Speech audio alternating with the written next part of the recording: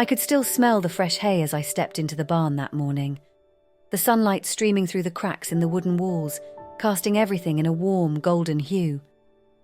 It was my third day here at the ranch, a place that felt miles away from the busy life I'd left behind in the city.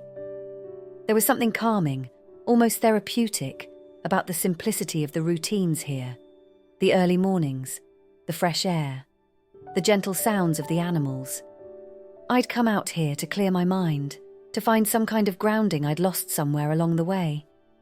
My friend's family had owned this ranch for generations, but she couldn't make it this year, so they'd invited me in her place. I'd gladly accepted, needing the quiet more than I'd admitted to anyone, but I hadn't expected to meet Henry. Henry was their neighbour, a man in his early 60s with a quiet presence that seemed to blend seamlessly with the land around him. He had the kind of face that looked like it had seen a lot, eyes that held stories he didn't share, a steady way of moving that made everything he did seem intentional. We'd crossed paths a few times since I'd arrived, always with a friendly nod or a few words exchanged. But today, as he walked into the barn, there was something different in the way he looked at me. I was busying myself with feeding the horses when I felt his presence before I saw him, a kind of warmth that filled the air as he stepped inside. I looked up and found him watching me, a small smile tugging at the corners of his mouth. "Morning," he said, his voice a soft, familiar rumble. "Morning, Henry," I replied, returning his smile. His gaze lingered a little longer than usual, and I felt a strange, unexpected flutter in my chest. There was something about him, something quietly compelling that I couldn't quite put my finger on. He walked over, stopping just a few feet from me, his hands resting comfortably at his sides. "You seem to be getting the hang of things around here," he remarked, a hint of admiration in his tone. "Trying my best," I said, shrugging. "It's all new to me, but I think I'm getting there." He nodded, watching me intently. "You're a natural," he said softly, his gaze steady. There was a quiet sincerity in his words that made me feel seen, truly seen, in a way that was both comforting and a little unsettling. We stood there in silence for a moment, and I felt an unspoken tension settling between us. It was subtle, barely there, but I couldn't ignore the way my pulse quickened under his gaze, the way I felt suddenly hyper-aware of the space between us. Henry cleared his throat, breaking the silence. "If you'd like, I could show you a few tricks. Make things a bit easier around here." His offer was simple, but there was something in his tone, a hint of warmth, of genuine interest, that made my heart skip a beat. "I'd like that," I replied, my voice barely above a whisper. His smile widened, and I noticed the way his eyes softened, a hint of something unspoken flickering there. He gestured for me to follow, and I walked alongside him, feeling an inexplicable sense of anticipation building within me. As he guided me through the tasks, I couldn't help but watch him. His steady hands, the way he moved with such ease and confidence, his quiet strength. There was a comfort in his presence, a kind of calm that made me feel grounded, and yet there was something more, an underlying tension that grew with every passing moment. We worked side by side, the quiet hum of our movements filling the space between us. He showed me how to handle the tools with practiced ease, his hands steady as he guided mine, his fingers warm against my skin. Each small touch sent a ripple of awareness through me, an intensity that seemed to grow with every passing second. I could feel his gaze lingering on me, a quiet admiration in his eyes, and I couldn't help but feel drawn to him in a way that was both thrilling and unnerving. At one point, as I reached to brush a strand of hair from my face, my hand brushed against his, and we both froze. The contact was brief, barely a touch, yet it felt charged, as though something had shifted between us. He looked down at me, his expression unreadable, and I felt my breath catch in my throat. "Sorry," I murmured, suddenly self-conscious. But he just shook his head, his gaze softening. "No need to apologize," he replied quietly. "It's nice to have someone here." There was something in his tone, a warmth that made my heart ache a little. I realized that for all his quiet strength, he was as human as anyone, carrying his own unspoken burdens. And for reasons I couldn't quite understand, I wanted to be there for him, to share in whatever it was he held inside. We finished our tasks in a comfortable silence, the quiet tension between us lingering, growing with each passing moment. As we moved toward the small cabin at the edge of the property, I could feel my pulse quicken, an anticipation building within me that I couldn't ignore.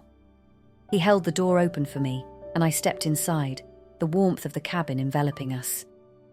The room was simple, filled with rustic charm, a stone fireplace, wooden beams, shelves lined with old books and trinkets.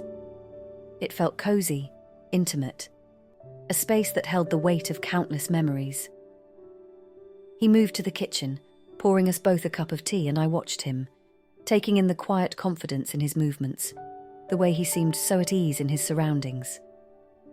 When he handed me the cup, our fingers brushed again, and I felt a jolt of electricity pass between us. We sat by the fire, sipping our tea in silence, the warmth from the flames casting soft shadows across the room. The quiet stretched between us, thick with unspoken words, and I could feel his gaze on me, steady and thoughtful. "Thank you for letting me tag along," I said finally, breaking the silence. "I know I must seem out of place here." He smiled, a gentle curve of his lips that made my heart race. "Not at all," he replied. "You fit in here more than you think." His words held a warmth that made me feel seen in a way I hadn't expected. I looked down, feeling a blush creep up my cheeks, and he reached out, placing a hand over mine. His touch was light, yet it sent a thrill through me, a quiet intensity that left me breathless. "Emma," he said softly, his voice barely above a whisper. I didn't expect this." I looked up, meeting his gaze, and in that moment, everything else faded away. There was something in his eyes, a depth of feeling that took me by surprise, a vulnerability that mirrored my own. I could feel my heart pounding, a mixture of excitement and uncertainty swirling within me. "Neither did I," replied, my voice trembling slightly. "But I'm glad." He held my gaze, his expression softening, and I could see the unspoken question in his eyes. There was a pause, a moment of stillness that felt infinite, and then he leaned forward, his hand slipping to the back of my neck as he pulled me closer. Our lips met in a soft, tentative kiss, a touch that held the weight of all the unspoken moments between us. It was gentle at first, a brush of warmth that left me breathless, but as he deepened the kiss, I felt a surge of emotion that overwhelmed me. His hand moved to my waist, pulling me closer, and I felt myself melting into him, giving in to the intensity of the moment. The room seemed to fade around us, leaving only the warmth of his touch, the steady beat of his heart against mine. His hands were firm yet gentle, exploring with a tenderness that made me feel cherished, seen in a way that was almost too much to bear. Every touch, every kiss, felt like a silent promise, a vow that transcended words. He pulled back slightly, his gaze soft and filled with a quiet reverence. "Emma," he murmured, his voice thick with emotion. "I don't want to rush this." I shook my head, feeling a warmth spread through me that I couldn't explain. "Neither do I," replied, my voice barely above a whisper. "But I don't want to let go either." We stayed there, wrapped in each other, savouring the quiet intensity of the moment. The way his touch made me feel both vulnerable and alive. It was as though we had been drawn together by some invisible force, a connection that neither of us could deny, a bond that had been waiting for this very moment. As the fire crackled softly beside us, he held me close, his arms around me in a gentle embrace. I could feel the steady rhythm of his breathing, the warmth of his skin against mine, and I knew that this was a moment I would carry with me forever. The night settled around us, soft and quiet, as if the world had shrunk down to just this cabin, just the two of us. The air felt thick with unspoken words, yet neither of us seemed in a rush to break the silence. Henry's hand traced gentle circles along my back, his touch light, almost reverent, as though he too was savouring every second. I could feel the strength in his arms, the steady reassurance of his embrace, and a part of me wanted to stay wrapped in it, to let this moment last forever. He leaned back slightly, studying my face, his gaze thoughtful and intense. "Emma," he began softly, his voice filled with a depth that left me breathless. "I never expected any of this." He paused, his brow furrowing as if searching for the right words. "I thought my life had settled, that these kinds of feelings were things of the past." His confession hit me like a quiet revelation, a truth that made my heart ache with both joy and sadness. I reached up, brushing my fingers along his cheek, feeling the roughness of his stubble beneath my fingertips. "I feel the same way," I murmured. "I didn't come here looking for this, but it feels like exactly what I needed." His gaze softened, and a slow smile spread across his face, filling me with warmth. He leaned down, pressing a tender kiss to my forehead, his lips lingering, as though he too was committing this moment to memory. The fire crackled beside us, casting flickering shadows across the room, and I felt as though we were in our own little world, untouched by anything outside these walls. We spent hours like that, wrapped in each other's warmth, exchanging soft words and gentle touches, our connection growing deeper with every shared glance, every lingering kiss. The world beyond seemed distant, irrelevant, as though we'd found a hidden sanctuary within each other's arms.